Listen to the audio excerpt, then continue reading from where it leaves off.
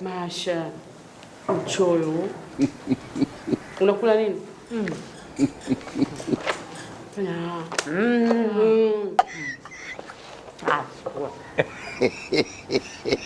Chukua. Masha mbaya.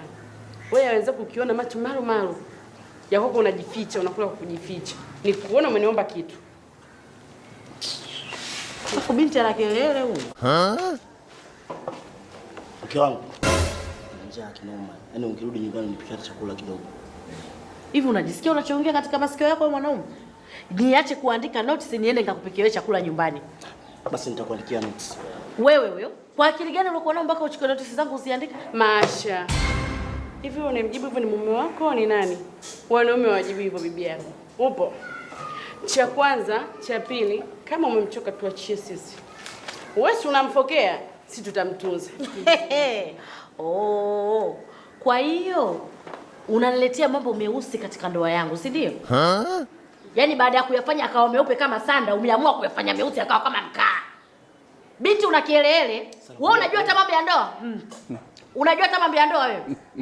Nakuuliza, ushaikuingia hata kwenye ndoa lini? Kama umekosea usiambiwe. Hapo bibi. Baada ya kulifanyia mambo yakawa meupe kama sanda, umeamua kubadilisha ukawafanya yakawa meusi kama mkaa. Si ndio unanielewa? Sasa sikiliza nikwambie wewe binti. Acha kuingilia vitu visipokuhusu. Unajua hata maana ya ndoa ni nini? Nidhamu. Lini umeolewa nidhamu ungekuwepo hapa wewe? Masha tumewachoka. Huko ndani kila siku ni nyie tu. Nyie sio wanaume ni wanawake nyie. Mtawatwaga makofi sasa hivi. Wewe mambo ya wanawake unaingilia. Montres andika majina itimuka. Sasa wewe kama sikutoa wiki. Alafu wewe ndio umesababisha mdomo mambo ya wanawake unaingilia.